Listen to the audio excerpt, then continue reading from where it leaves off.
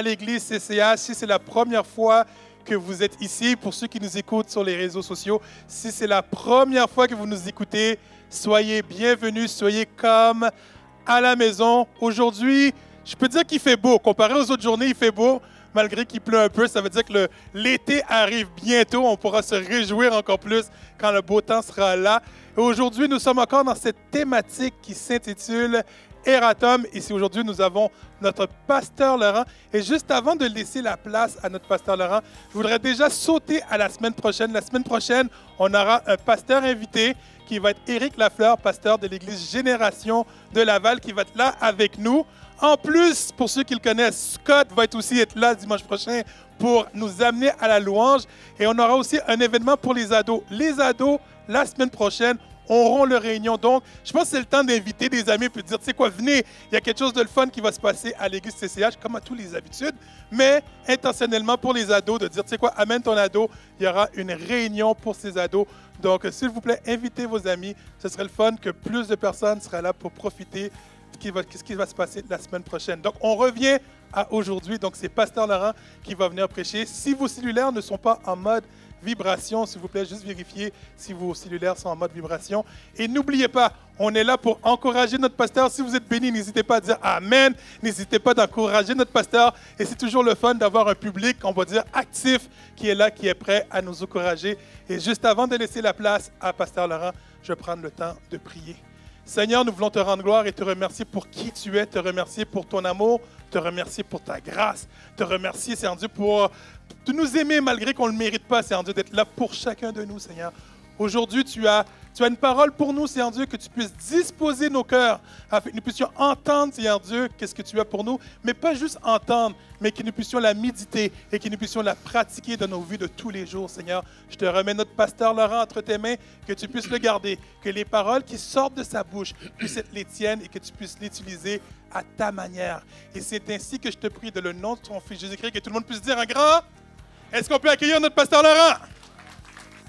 Amen, c'est un immense privilège et je suis très heureux de pouvoir être avec vous aujourd'hui. Vous savez, cette série qu'on a débutée qui s'intitule Eratom, c'est vraiment des choses que Dieu met sur notre cœur et j'avais vraiment à cœur de vous partager le message aujourd'hui. En réalité, ce n'est pas le même message que j'avais prévu de prêcher.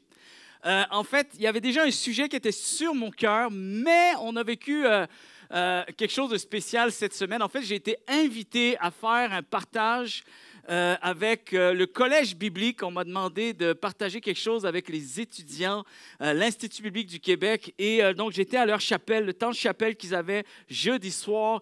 Et donc, j'avais vraiment à cœur de partager quelque chose qui n'avait pas rapport à ce que j'avais prévu de faire ce matin.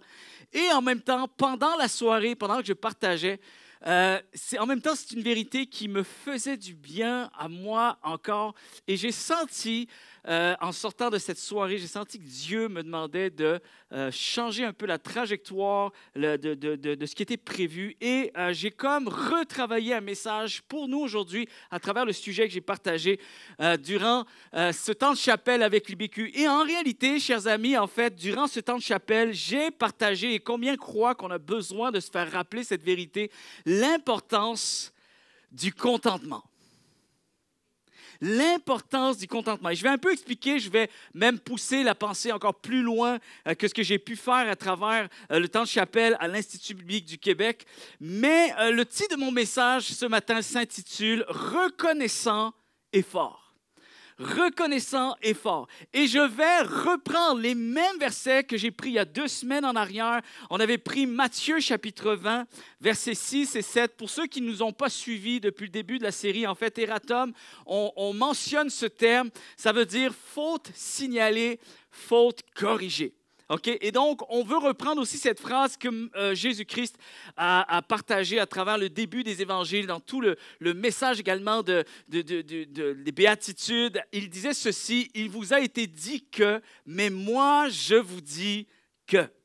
Et en fait, on veut utiliser cette série pour donner un sens plus profond à des vérités peut-être que nous savons déjà, mais que nous avons besoin de remettre en perspective avec peut-être une compréhension enrichie du cœur de Dieu, comment on est appelé à les appliquer avec plus d'authenticité, plus de profondeur. Et on a choisi le passage de Matthieu 20 pour ressortir toutes sortes de vérités qui sont bonnes pour nos vies.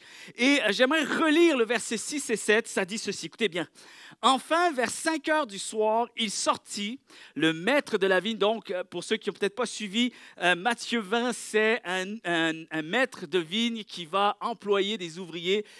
On appelle ça des ouvriers d'un jour. Donc, c'est des ouvriers qui sont peut-être pas avec une situation permanente. Alors, c'est aussi des gens qui manquent un peu de ressources et ils ont besoin d'être engagés. Et ça dit qu'à plusieurs heures, le maître est sorti sur la place publique pour engager de nouveau un groupe d'ouvriers. Et là, on est dans la dernière heure. Et ça dit, enfin, vers 5 heures du soir, il sortit et trouva d'autres hommes qui se tenaient là.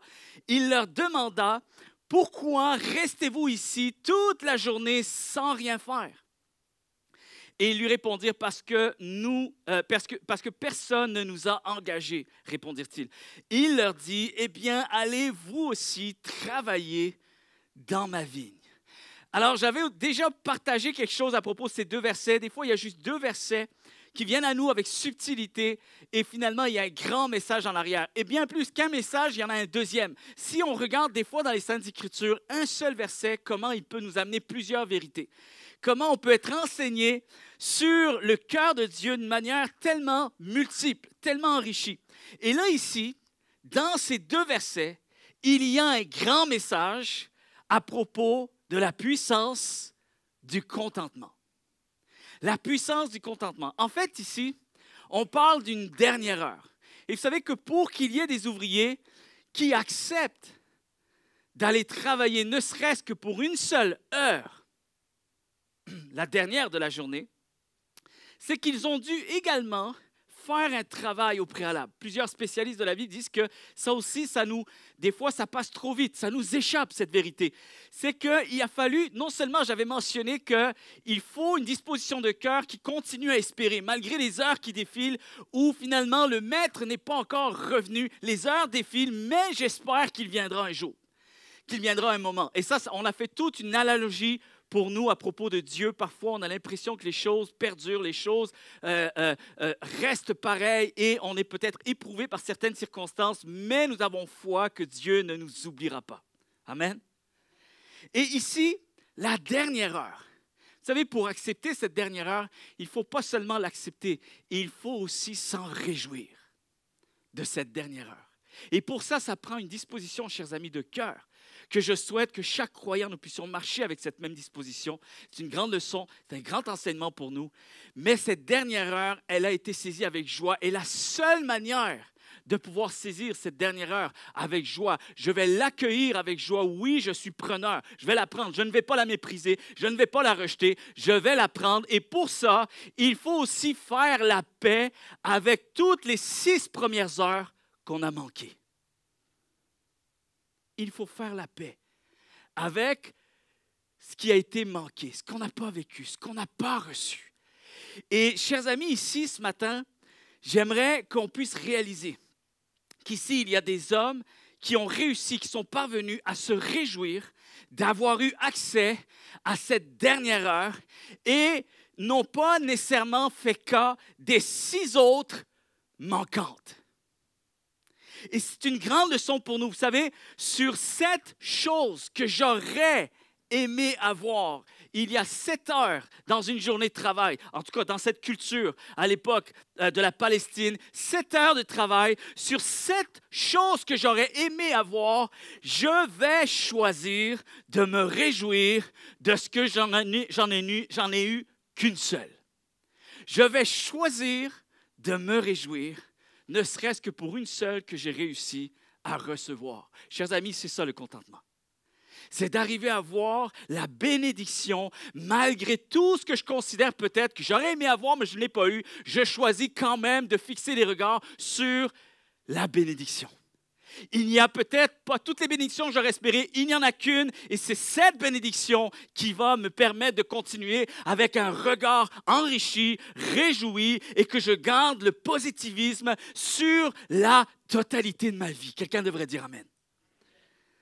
On est preneur. Moi, je suis preneur. Je ne sais pas si vous choisirez d'être de ceux et celles qui seront preneurs, mais moi, j'accueille tout ce que Dieu me permettra de vivre, et j'aimerais dire plus encore, j'accueille même ce que Dieu ne me permettra pas de vivre. Je l'accueille. Et ça, c'est le contentement. Si on regarde l'Épître aux Philippiens avec l'apôtre Paul, de grands enseignements à propos du contentement. C'est Paul va encourager tous ses lecteurs, tous ceux à qui il s'adresse, de rester dans la joie. Réjouissez-vous toujours. Toujours, il y a toujours une raison de se réjouir. Et malgré qu'on sait que l'Église pouvait avoir certains défis, l'Église aux Philippiens pouvait avoir certaines choses que Paul aurait aimé que ça soit différent. Mais il choisit de regarder à ce qui est positif. Il choisit de regarder peut-être à des bénédictions. Elles ne sont pas grandes, elles ne sont pas nombreuses, mais je choisis de regarder à ce que Dieu fait de beau. Et c'est ça qui est important ce matin. Vous savez, le problème avec le contentement, c'est que si on n'apprend pas à marcher dans le contentement avec Dieu, il y a finalement une frontière qui se tient pas très loin. C'est ce qu'on appelle la frontière du découragement. Le contentement et le découragement. Vous savez, le problème avec le découragement, c'est quoi? Le problème, c'est quand on est trop exigeant. Le problème avec le découragement, le terrain propice au découragement, c'est quand on est trop pressé. Quand on aimerait que ça aille plus vite, que les choses soient meilleures, on veut être tout de suite parmi les premiers. On met la barre trop haute, on se compare et on s'évalue trop sévèrement. Est-ce que vous êtes là ce matin? On s'évalue trop sévèrement. Non seulement on s'évalue soi-même, mais on évalue trop l'environnement, on évalue trop les autres sévèrement. Et on aimerait avoir un meilleur entourage, on aimerait être dans une meilleure équipe, une équipe plus gagnante, plus resplendissante. On aimerait être toujours à un meilleur endroit. Et ça, c'est un danger, chers amis, parce que le découragement n'est pas loin. Le découragement n'est pas loin. Il faut veiller au découragement. Et vous savez, lorsque j'ai partagé avec l'Institut biblique cette semaine, le thème qui m'a été imposé pour ce partage, c'était « Changer soi-même pour changer son entourage ». Et ça, j'ai beaucoup aimé. Et ce que je partageais littéralement, c'était que, en fait, ce qui va être vraiment important à définir, ce qui va être vraiment important à faire dans l'ensemble de ce que nous vivons, ce n'est pas tant ce qui se passe à l'extérieur. Vous savez, ce n'est pas tant ce qui se passe à l'extérieur qui est le plus important. Ce qui est le plus important, c'est comment je vais accueillir les événements extérieurs. Comment je vais, moi, cheminer de l'intérieur. Il y a ce qu'on va vivre à l'extérieur. Parfois, l'extérieur vient tout dépendant, bien sûr, de ce que l'on choisira de vivre. Vous savez, des fois, on se retrouve nous-mêmes dans un environnement qu'on a choisi. C'est nos décisions, peut-être parfois des écarts, peut-être parfois un manque de sagesse, mais aussi d'autres fois, il y a un environnement extérieur qui s'impose à nous, sans même que nous ayons pu faire quoi que ce soit. On subit les circonstances extérieures, plus souvent qu'on ne pense. Mais il y a toujours un choix de savoir comment on va regarder ces choses-là. Comment on va rebondir avec ces choses-là. Et donc, c'est tout un état d'esprit intérieur. Et j'aimerais vous dire ce matin que l'état d'esprit intérieur est toujours un choix. Toujours un choix. Je subis les circonstances, mais ce que je vais choisir de voir et de vivre au travers elles, ça, c'est un choix. Une perspective. Combien le croient ce matin? Une perspective de vie. Alors, chers amis, le vrai défi n'est pas tant à l'extérieur, mais à l'intérieur. Souvent, les gens disent que le combat est plus à l'intérieur de nous qu'il ne l'est à l'extérieur. Et la plus grande guerre, parfois, que l'on a à livrer, c'est celle contre nous-mêmes. La plus grande lutte, c'est souvent celle contre nous-mêmes. C'est avec nous-mêmes.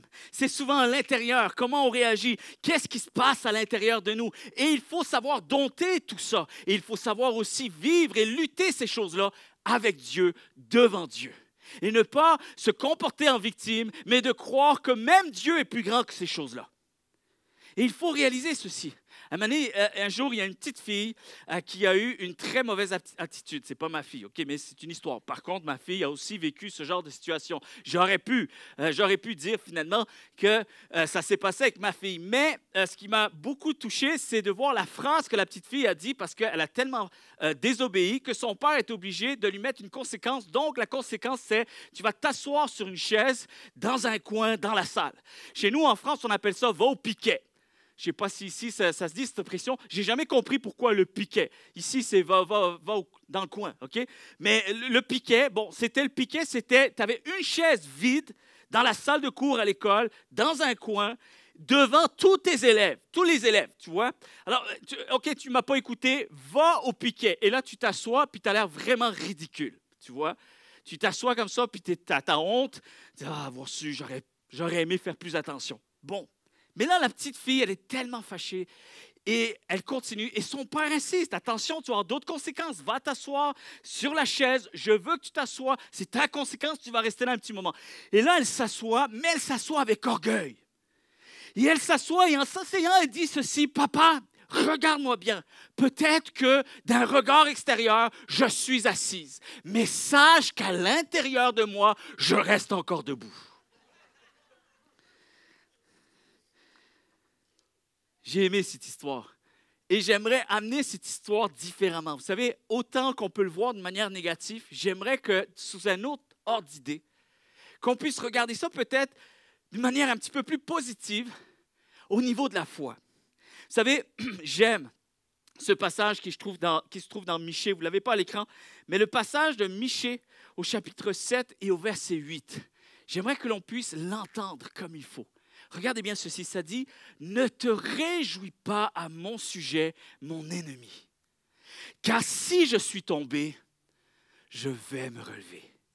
Si je suis assise dans les ténèbres, l'Éternel sera ma lumière au-dedans de moi. » Je peux être peut-être assis d'un point de vue extérieur, mais sache que ma foi demeure debout. Et ça, je suis tout à fait en mesure de pouvoir le choisir.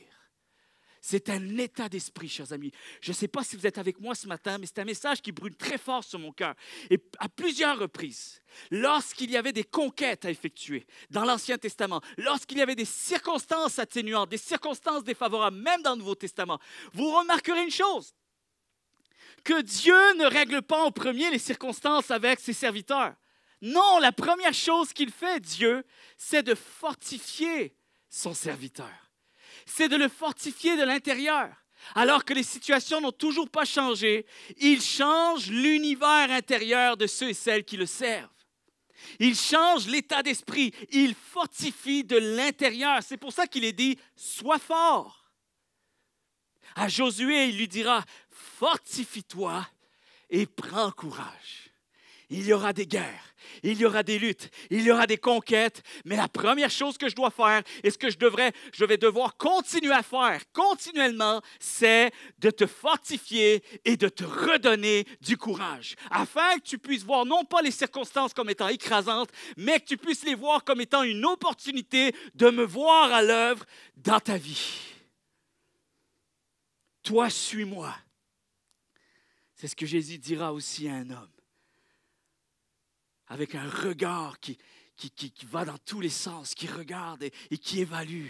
Et Jésus dira, toi, suis-moi. Laisse faire les autres. Toi, suis-moi. Et en d'autres termes, c'est comme si les Saintes Écritures nous rappellent sans cesse, renouvelle-toi en moi. En Jésus-Christ, renouvelle-toi, prends soin de ton état d'esprit, garde ton cœur plus que toute autre chose, car de lui viennent les sources de la vie. Attention à tes pensées, je dis ça à quelqu'un ce matin. Attention à tes perspectives, à ta vision, à ta manière de voir les choses. La Bible dit, ne promène pas de regard inquiet. Vous savez, lorsque Dieu doit changer la trajectoire d'une personne, l'amener à bon port, l'amener dans la bonne direction, il va dire à son serviteur, ne promène pas un regard inquiet.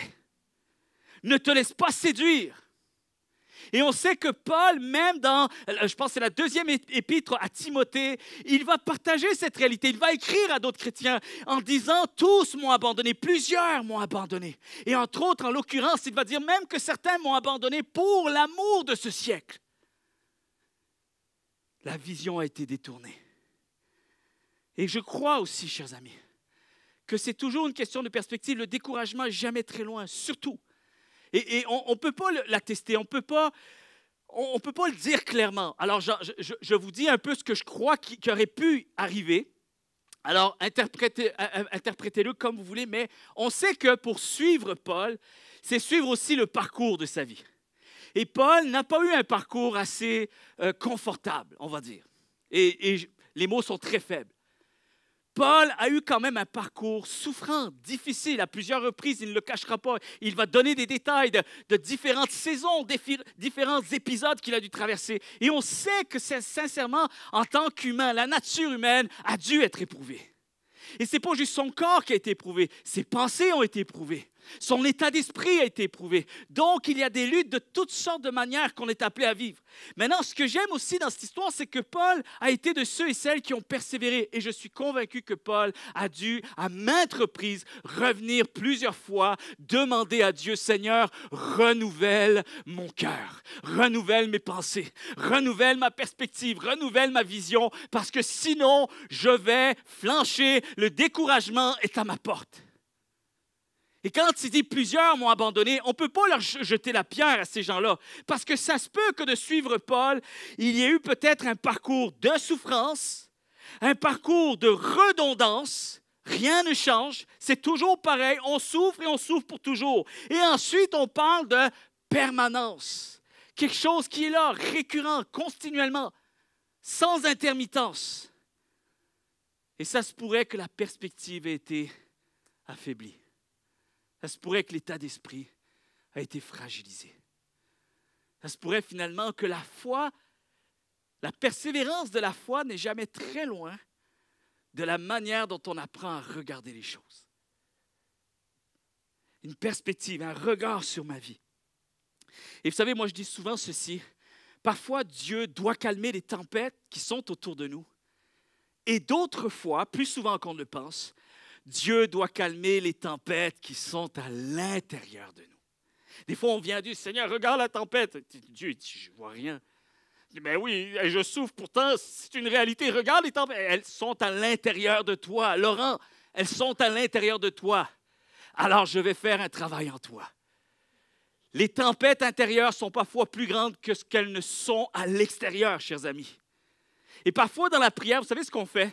On vient avec un vent de panique. Je pense que j'avais déjà mentionné cette réalité, mais on vient avec un vent de panique parfois. On est tellement épeuré, on est tellement souffrant qu'on vient et on essaye de rappeler à Dieu, Seigneur, ouvre les yeux. Seigneur, je viens te rappeler combien mes montagnes sont grandes. Est-ce que tu les vois? Tu les vois? Tu les vois pas? Mes montagnes sont grandes, Seigneur. On veut rappeler à Dieu combien nos défis sont grands, combien les obstacles sont grands, combien les épreuves sont grandes. Et vous savez ce que Dieu fait? Il nous touche, il nous fortifie, il nous renouvelle, il nous impacte, il nous témoigne encore son amour. Plus que ça, il nous témoigne sa souveraineté.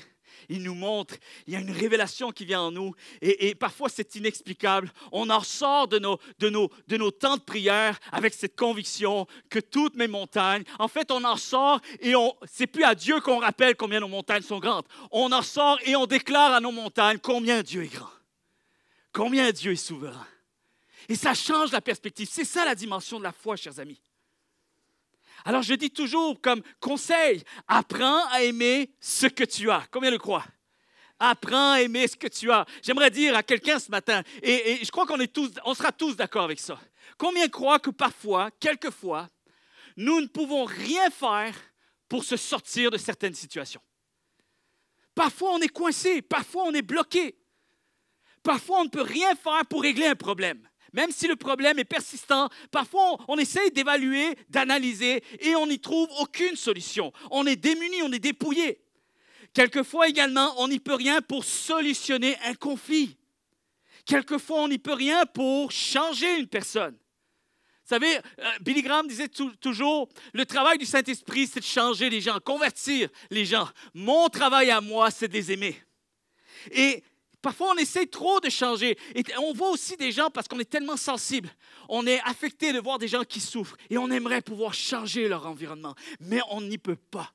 On n'y peut rien. Pourquoi? Parce que ça arrive comme ça des fois. Il y a des fois, on en trouve des solutions et des fois, on n'en trouve pas. Le danger du syndrome du sauveur.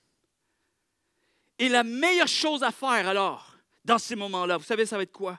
Ça sera de venir se réfugier en Jésus-Christ et de déclarer « J'attendrai en silence le secours de l'Éternel ».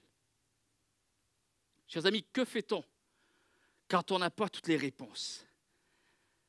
Comment réagissons-nous quand on n'a pas toutes les aptitudes requises? Quand la stature n'est pas idéale? Combien de fois je me suis comparé? Combien de fois je me suis remis en question? Surtout dans le parcours de ma jeunesse. Je ne comprenais pas pourquoi Dieu me plaçait dans des situations qui me semblaient tellement plus grandes que moi. Lorsqu'on a l'impression d'avoir ce sentiment d'insuffisance, je n'ai pas la stature, d'autres l'ont plus que moi, Seigneur. Pourquoi moi, je n'ai pas la stature idéale? Je n'ai pas les compétences. Qu'est-ce qu'on fait lorsqu'on a le sentiment que les ressources sont insuffisantes? Lorsque les conditions ne sont pas optimales? Lorsque les conditions ou les situations ne sont pas favorables? Qu'est-ce qu'on fait lorsqu'on n'a pas l'appui général? Qu'est-ce qu'on fait lorsque ça ne réussit pas comme on l'aurait espéré? Qu'est-ce qu'on fait, chers amis, quand on ne peut rien y changer? Qu'est-ce qu'on fait? On l'accepte. On l'accepte. Avec Dieu, on l'accepte.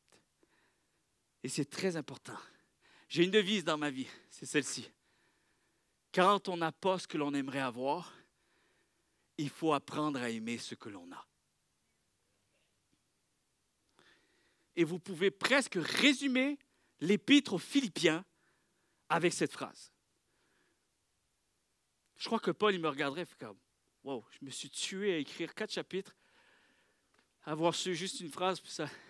Non, c'est quand même une réalité, chers amis. Synthétisons les choses. Revenons à la simplicité. Essayons pas de chercher plus de profondeur. Parfois, il faut juste marcher un pas à la fois. Amen. Un pas à la fois. Et j'aimerais dire à quelqu'un ce matin, tu as tout ce qu'il faut. Tu as tout ce qu'il te faut. Si Dieu dit, avance, tu as tout ce qu'il faut pour commencer à avancer. Tu as tout ce qu'il faut. Dieu ne se trompe pas. Combien le croient? Dieu ne se trompe jamais. Dieu n'est jamais en retard. On l'a vu ça dans les derniers messages. Pour ceux qui n'ont pas suivi la série, je vous encourage à aller voir sur nos plateformes. Allez écouter les messages. Mais sincèrement, il y a des grandes vérités. Et je voudrais dire encore une fois, je vais pousser la pensée plus loin. Ne méprise pas les petits commencements. Ne méprise pas tes premiers pas. Ne méprise pas même tes petits pas. Même plus loin encore, ne méprise pas ton présent. Et ne méprise pas ce que toi, tu considères avoir trop perdu. Apprends à aimer ce que tu es. Amen. Apprends à aimer là où tu es. Apprends à aimer ce que tu peux, tes possibilités, tes capacités. Et ça veut dire aussi, apprends à aimer ce que tu ne peux pas.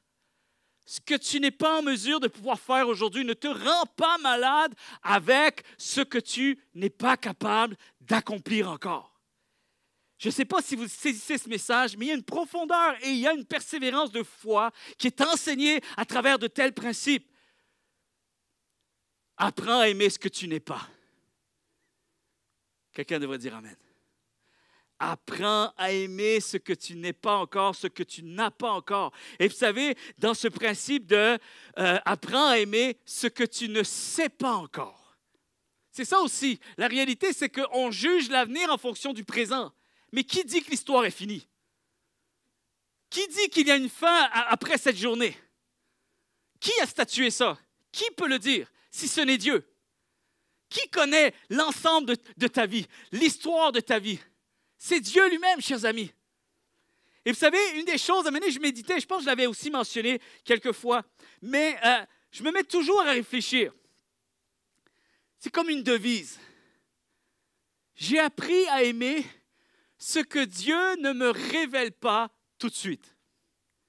Et en fait, je vous dirais que parfois, c'est préférable pour nous, en tout cas pour moi, faites ce que vous voulez avec ça, mais pour moi, c'est préférable, j'en ai convenu qu'il était préférable que Dieu ne me révèle pas tout de suite. Je préfère encore même avancer avec Dieu avec un peu plus d'incertitude. Il me semble que ça me va mieux. Il me semble que ça me convient mieux. En tout cas, ça permet justement une meilleure marche. Pourquoi? Parce que j'apprends à dépendre de lui. Et je dis souvent, merci Seigneur de ce que tu m'as donné et merci de ce que tu n'as pas choisi de me donner avant l'heure.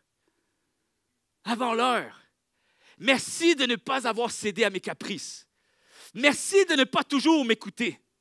Ça aussi, c'est des remerciements qui tiennent vraiment une éloge à la louange de Dieu, chers amis. C'est une vraie louange de dire merci pour ce que je n'ai pas encore. Merci Seigneur. Parce que je sais que toute chose concourt au bien de ceux et celles qui aiment Dieu. Alors, il me donne, c'est bon pour moi. Il ne me le donne pas, c'est aussi bon pour moi. Est-ce qu'on peut marcher avec plus d'assurance avec Dieu? Plus d'épanouissement, plus de certitude, plus de conviction. Je suis aimé de Dieu. Je suis continuellement aimé de Dieu. Quand il me donne, je suis aimé. Quand il ne me donne pas, je suis toujours autant aimé de Dieu. Et vous savez, je me suis mis à réfléchir. Un jour, j'ai dit à Dieu, j'ai dit, Seigneur, comment les choses auraient tourné si tu avais cédé à mes caprices et que tu m'aurais révélé 15 ans en arrière ce que j'allais vivre pour les 15 années qui suivaient. Et en fait, Dieu m'aurait révélé ceci. Écoutez bien, mon parcours de 15 ans en arrière. Tu veux que je te révèle? Parfait. Durant les 15 prochaines années, tu vas perdre un enfant. Tu vas être atteint d'une maladie souffrante et incurable. Tu seras blessé par des gens que tu considérais des amis. On te traitera injustement. Tu vivras des défis familiaux. Tu auras des coups durs financiers. Et tu remettras sérieusement en question ton avenir et le sens de ta vie, au moins plus d'une fois. Et je me suis mis juste à méditer là-dessus. Je ne suis pas allé plus loin. Vous savez ce que j'ai écrit juste en dessous? J'ai écrit, « OK, Seigneur, un jour à la fois, c'est mieux. Un jour à la fois, c'est préférable. Parce que je ne suis pas, j'en suis même convaincu, je n'aurais pas eu la stature pour encaisser le coup. Je n'aurais pas eu la maturité. Il n'y aurait pas eu suffisamment de parcours pour que je puisse apprendre de grandes vérités de Dieu au moment où il fallait le vivre. Et chers amis, parfois de dire, Seigneur, merci de ne pas avoir cédé à mes caprices, c'est aussi de regarder le sens de la vie avec cette optique-là, cette vision-là. Dieu prend soin de nous. Il nous évite du trouble. Combien le croient? Un jour dans le ciel, on va arriver et c'est là qu'il va nous montrer tout ce qu'on a vécu, tout ce qu'on se souvient qu'on a vécu, et puis tout ce qu'on a été même pas conscient de comment Dieu nous a protégés. Et je crois que notre louange va être sans fin, infinie. Et c'est vraiment, je ne sais pas si vous saisissez, mais ce message nous pousse vers plus de profondeur avec Dieu. Encore une fois, on est dans une société micro-ondes. On est dans une société où l'homme est roi. Et il vous a été dit qu'on nous enseigne à vivre d'une certaine manière et Jésus nous dit autre chose. Jésus nous pousse à réfléchir avec plus de sens, plus de maturité, plus de témoignages, plus de profondeur, plus de resplendissance pour lui. Aujourd'hui est beau comme il est aujourd'hui. C'est comme ça que j'apprends à vivre et c'est comme ça que j'ai appris à persévérer dans la foi. Et je vous dis sincèrement, OK, je m'aime, d'accord, c'est pas d'un point de vue orgueilleux que je dis ceci, mais j'aime de voir ce que Dieu a fait avec moi. Et une des choses que je remercie Dieu, c'est tu m'as appris à marcher un pas à la fois. Et aujourd'hui, j'ai la chance de pouvoir dire, jusqu'à ce jour en tout cas, l'Éternel m'a secouru. J'ai pu expérimenter la persévérance de la foi au travers de la simplicité de ma marche chrétienne. Et j'aimerais tellement pouvoir enseigner, faire comprendre cette réalité. C'est tellement quelque chose qui m'enrichit encore aujourd'hui. J'aimerais que d'autres puissent saisir et marcher dans ces traces-là. Et je comprends parfois l'apôtre Paul qui insiste pour enseigner des vérités profondes, pour que les gens suivent ces traces. Pourquoi? Parce qu'il sait comment ces principes ont été tellement bénéfiques pour la stature, sa croissance devant Dieu et comment il a pu devenir un homme beaucoup plus solide malgré les circonstances qu'il a pu expérimenter dans sa vie. La joie de ce que l'on est aujourd'hui. La joie de ce que l'on a aujourd'hui. Vous savez, en psychologie, il y a des spécialistes qui ont dit que, en faisant bien sûr des rencontres, ils ont réalisé, c'est une étude qui a été faite, ils ont réalisé finalement que les gens les plus heureux dans la vie sont ceux qui ont appris à dire merci pour aujourd'hui. Ce sont les gens reconnaissants, même pour le peu qu'ils ont. C'est ces gens-là qui fonctionnent le mieux dans la société. Eux ont les vrais chiffres. Eux savent comment les hommes sont cassés, les femmes sont cassées dans cette société. Et si eux, ils disent, après avoir rencontré maintes et maintes personnes, multitude de personnes, voici notre étude, voici notre constat.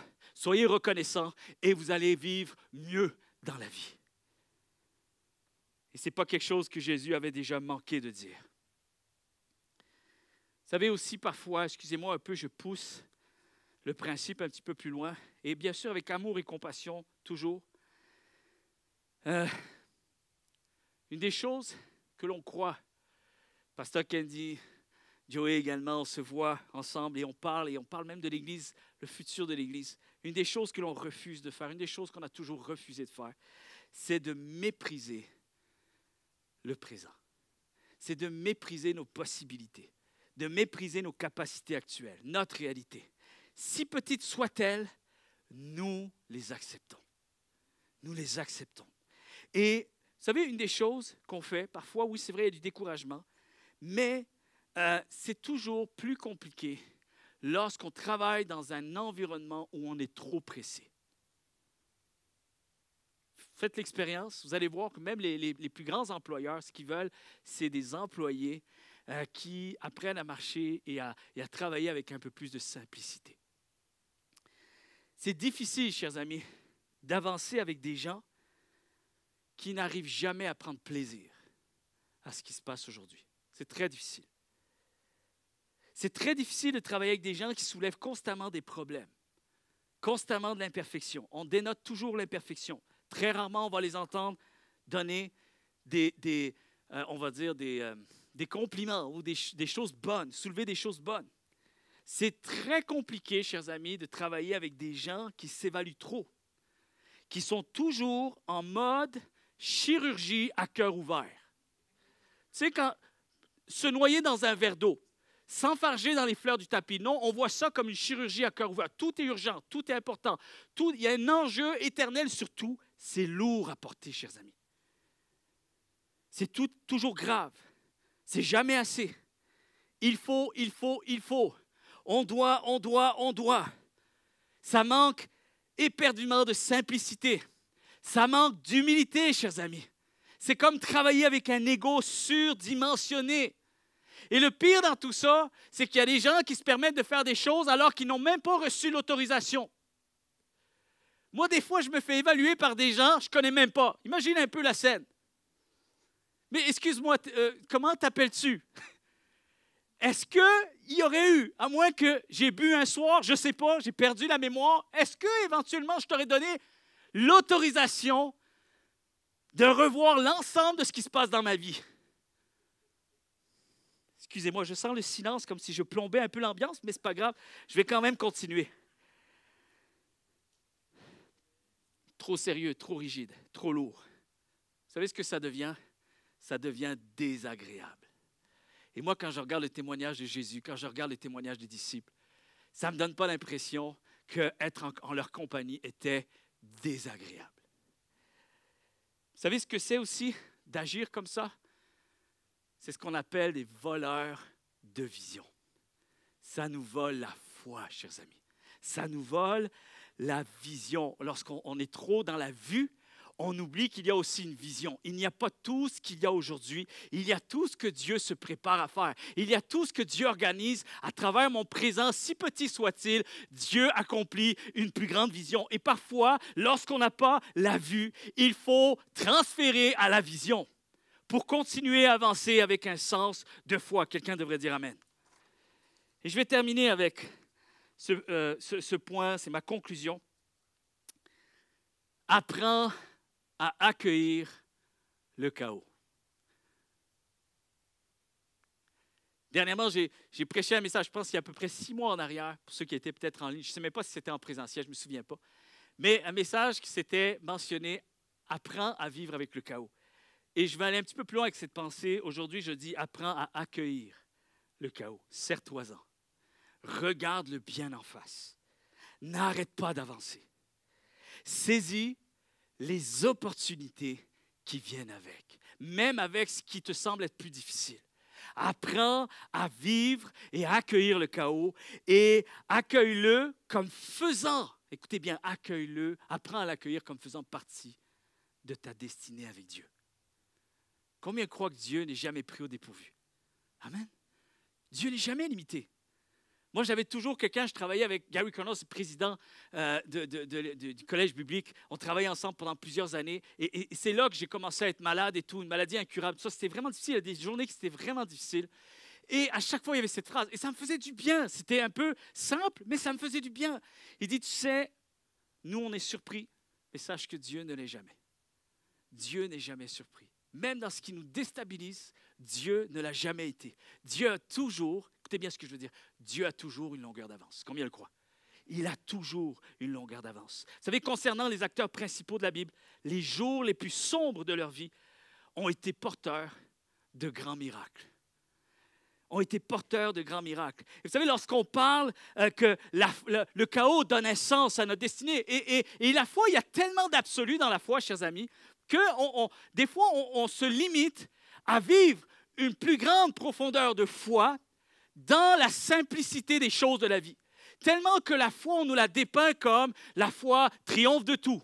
La foi accomplit des exploits. La foi, c'est d'être plus que vainqueur. La foi, c'est de maîtriser tout. Oh non, aucune circonstance n'aura raison de ma foi. Et le problème avec ça, c'est qu'on manque d'autres opportunités. Alors, il faut avoir un équilibre entre la foi et le parcours de la vie que Dieu me prête d'emprunter en ce moment que je dois accepter. Alors on dit la foi, ce n'est pas une question de circonstance. C'est faux. C'est absolument faux. Dieu s'est révélé à travers l'histoire de l'homme, à travers chaque saison de la vie humaine, à travers, bien sûr, les belles choses de l'homme, mais même Dieu s'est révélé à travers les failles, à travers les erreurs, à travers cette nature pécheresse.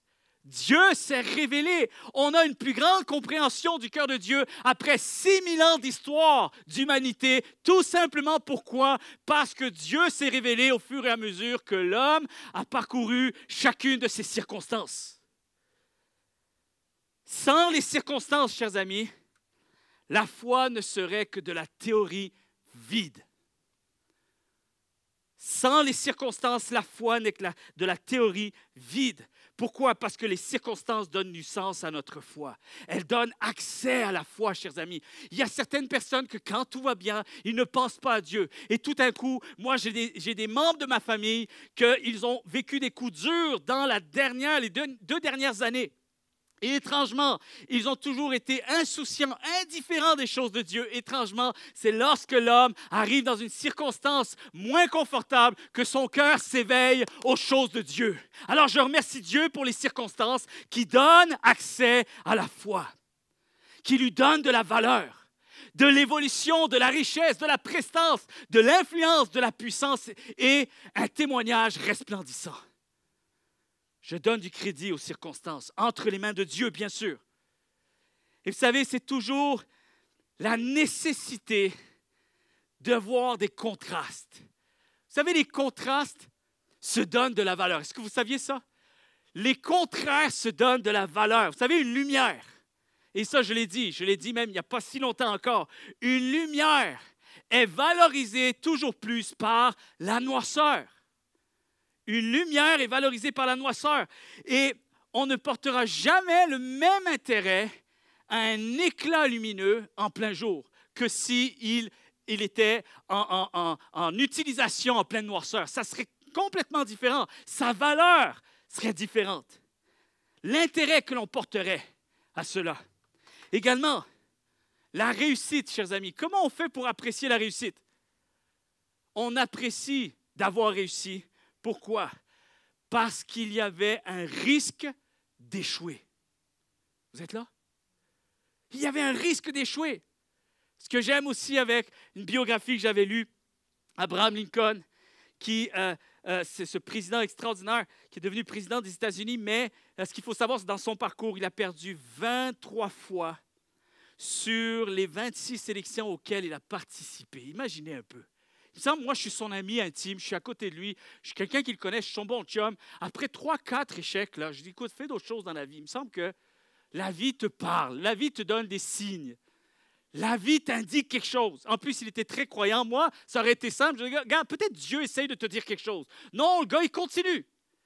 Sur 26 élections, il en perd 23 pour finalement devenir le président des États-Unis. Et aujourd'hui, les États-Unis sont tellement respectueux sur la notion de Dieu, de Jésus-Christ, pays christianisme, où est-ce que les valeurs sont même ancrées dans les lois et tout ça, qu'ils ne se sont pas permis de dire qu'Abraham Lincoln était un Dieu, alors ils l'ont surnommé un demi-dieu, tellement que son mandat est extraordinaire. Tellement qu'aujourd'hui encore, les États-Unis disent que c'est probablement le président le plus influent que les États-Unis aient pu posséder. On sait aussi qu'il a vécu multiples coups durs dans sa vie personnelle. On sait qu'aussi sa compagne est morte dans ses bras. Toutes sortes de coups durs. Et un journaliste un jour lui a posé cette question. Monsieur le Président, selon vous, quelle est la clé pour réussir? Et Abraham Lincoln a répondu sans équivoque, sans hésitation. Il a répondu beaucoup d'échecs. Beaucoup d'échecs. Tu réussiras parce que ton parcours aura aussi le potentiel d'échouer.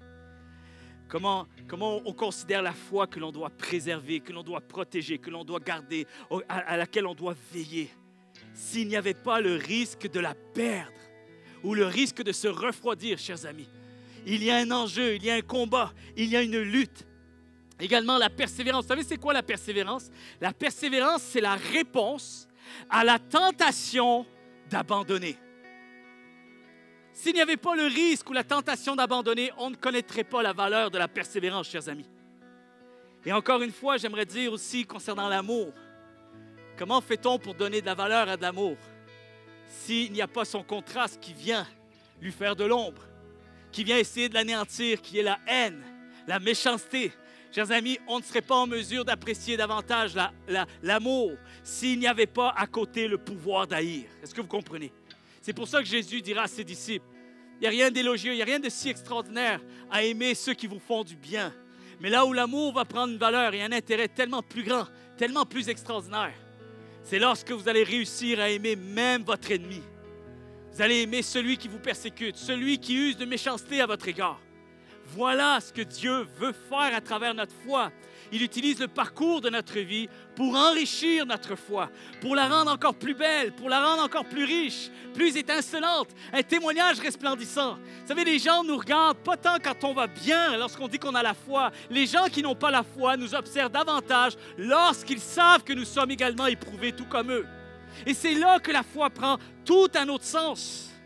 Quand on parle de la grâce, chers amis, on ne pourrait pas apprécier la grâce de Dieu s'il n'y avait pas le châtiment et les conséquences de notre péché. S'il n'y avait pas notre propre méchanceté, on ne serait pas en mesure d'être ici pour célébrer une grâce imméritée. Combien sont d'accord avec moi ce matin? Et j'aimerais terminer avec Genèse 50-20. Je vous laisse avec ce verset qui dit, c'est Joseph qui dit ceci, écoutez bien. Vous aviez médité de me faire du mal lorsqu'il voit ses frères. il y a tout le parcours qui a été maintenant mis en place. Autant Joseph a reçu une vision lorsqu'il était plus jeune. C'est comme une vision, presque comme une promesse. Quelque chose qu'il a reçu étant jeune, mais ça a pris plusieurs années avec peut-être des étapes de vie dont il ne s'attendait pas à vivre. Et finalement, la vision se met en place. Et il permet à ce que cet homme puisse sauver son peuple. C'est ce qu'il avait reçu des gens étant jeune. Dans Genèse chapitre 50, verset 20, ça dit « Vous aviez médité de me faire du mal, mais Dieu l'a changé en bien pour accomplir ce qui arrive aujourd'hui, pour sauver la vie à un peuple nombreux. » Et ce qui est incroyable, c'est que souvent on dit « Ah, oh, Seigneur, oui, tu es celui qui change le mal en bien. » OK, chers amis, ce n'est pas suffisant de dire ça. Écoute bien ce que je vais te dire ce matin. Reste bien concentré. Ici, ce n'est pas vrai. Dieu ne fait pas juste changer le mal en bien. Dans l'histoire de Joseph, il n'a pas fait juste changer le mal en bien. Dans l'histoire de Joseph, la grande leçon que Joseph a appris à propos de Dieu, c'est que les circonstances les plus difficiles de sa vie étaient incluses dans la destinée de Dieu pour sa vie. C'était presque une nécessité. Tu vas devoir passer par là. En fait, le mal qu'il a vécu est devenu ce qui a permis à Dieu d'accomplir ses promesses pour sa vie. Tout le mal qu'il a traversé était le chemin de sa destinée. Dieu a toujours eu une longueur d'avance sur tout ce qui lui est arrivé. Et j'aimerais dire à quelqu'un ce matin, fais confiance qu'il continue d'avoir une longueur d'avance sur tout ce qui t'arrive aujourd'hui. Il continue d'avoir une longueur d'avance. Est-ce qu'on peut se lever tous ensemble ce matin? Avant d'entrer dans le chant de louange, j'aimerais prier. J'aimerais dire à quelqu'un ce matin, ce qui se produit en toi est plus important que ce qui t'arrive aujourd'hui. Fais confiance que Dieu est en train de produire quelque chose en toi. Il a une longueur d'avance. J'aimerais dire aussi à chacune de nos vies, tu n'as pas fini de grandir. Crois-le. Ton histoire n'est pas finie. Tu n'as pas fini d'avancer. Tu n'as pas fini d'acquérir. Ne sois pas trop pressé. Ne promène pas de regard inquiet. La vie avec Dieu, c'est un processus, c'est un marathon. La vie avec Dieu, c'est l'histoire d'une vie. Alors ne te compare pas. Chaque parcours est unique. Sois fort. Fortifie-toi et prends courage. Viens puiser tes forces en moi. Toi, suis-moi. Laisse faire le parcours des autres. Laisse faire les circonstances. Toi, suis-moi. Garde ton cœur. Garde tes pensées. Ne te laisse pas séduire. Garde la vision. Garde la vision. Et surtout, renverse la tendance. Et rappelle à tes montagnes combien ton Dieu est grand. Seigneur, on te remercie pour ta présence. Seigneur, nous entrons dans un chant qui déclare « Mon secours est en toi ». Et Seigneur, nous voulons vraiment nous abandonner à toi. Seigneur, c'est dans le secours de l'Éternel que je vais compter. Seigneur, c'est à toi que je vais regarder. Seigneur, si ce n'est plus possible pour moi en ce moment de marcher avec la vue, alors Seigneur, je te demande de me donner ta vision. Je veux marcher avec foi. Je veux marcher avec tes perspectives. Seigneur, je veux continuer à te faire confiance. Je crois, Seigneur, que tu as tout sous contrôle. Et ma vie entière est entre tes mains. Alors j'accepte, j'accueille ce que je suis, ce que j'ai été, mais j'accueille aussi tout ce que je ne suis pas encore. Seigneur, je l'accueille avec foi et je te rends gloire. Je te célèbre à travers cette acceptation. Ce n'est pas du fatalisme, ce n'est pas me résigner. Non, Seigneur, c'est tout simplement de croire que Dieu continue à conduire chacun de mes pas. Alors, Seigneur, renouvelle chaque personne, quelles que soient les circonstances que l'on traverse en ce moment. Renouvelle chaque personne. Tu connais la situation de tous et chacun. Et je prie que ton esprit touche un cœur maintenant. Je prie que ton esprit parle à nos vies, Seigneur, que nous puissions aller avec plus de profondeur vers toi ce matin, Seigneur, et viens faire une œuvre de fortification, Seigneur. Viens fortifier notre âme, notre foi, notre cœur, et viens renouveler ta vision en chacun de nous, dans le précieux nom de Jésus. Nous avons prié ce matin, et nous allons déclarer un grand et un vrai Amen. Est-ce qu'on peut déclarer Amen ce matin? Chantons ensemble.